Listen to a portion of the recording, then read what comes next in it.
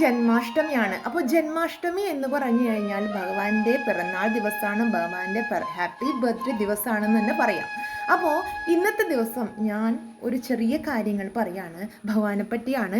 അഷ്ടമി ദിവസം അർദ്ധരാത്രി രോഹിണി നക്ഷത്രത്തിലാണ് ഭഗവാന്റെ ജന്മം ഉണ്ടായത്. ആ സമയത്തിൽ പ്രപഞ്ചത്തിലെ എല്ലാ ജീവജാലങ്ങളും നക്ഷത്രങ്ങളും ദേവാദേവന്മാരും ഒക്കെ ഭഗവാന്റെ ജന്മത്തിന് വേണ്ടിയിട്ട് ഭൂമിദേവി അടക്കം പ്രാർത്ഥനാ നിരഭമായി നിൽക്കുന്ന സമയത്താണ് ഭഗവാന്റെ ജന്മം ഉണ്ടായത്. അദ്ദേഹം കാരാഗ്രഹത്തിലെ ദേവകിയുടെ ഗർഭപാത്രത്തിലെ വസുദേവർ പിതാവാണ് അദ്ദേഹത്തിൻ്റെ. അങ്ങനെയാണ് അദ്ദേഹം ജനിച്ചത്. അപ്പോൾ ഈ ഒരു കാര്യത്തെ നമ്മുടെ ഇന്നത്തെ മനുഷ്യൻ്റെമായിട്ട് ബന്ധിപ്പിക്കുമ്പോൾ ഞാനൊരു കാര്യം പറയാം. ഈ ദേവകി വസുദേവർ എന്ന് പറഞ്ഞു കഴിഞ്ഞാൽ നമ്മുടെ ഇന്ദ്രിയങ്ങളാണ്. നമ്മുടെ ഈ ഇന്ദ്രിയങ്ങളെല്ലാം കംസൻ എന്ന് പറഞ്ഞു കഴിഞ്ഞാൽ അഹങ്കാരം, സ്വംബോധം എന്ന് പറയുക, ദുരാഗ്രഹം, ഇതൊക്കെ ചേർന്നതാണ് കംസൻ അല്ലേ.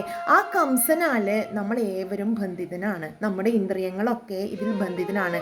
ഈ ബന്ധനത്തിൽ നിന്ന്, ഈ ബന്ധനങ്ങളുടെ ചങ്ങലകളിൽ നിന്ന് മോചിതരായാൽ മാത്രമേ നമുക്ക് ഉയർച്ച ഉണ്ടാവുകയുള്ളൂ അല്ലേ. ആ ഉയർച്ചയിൽ നിന്ന് നമുക്ക് വേണമെന്നുണ്ടെങ്കിൽ നമ്മൾ ഏവരും ഭഗവാന്റെ പാദത്തിൽ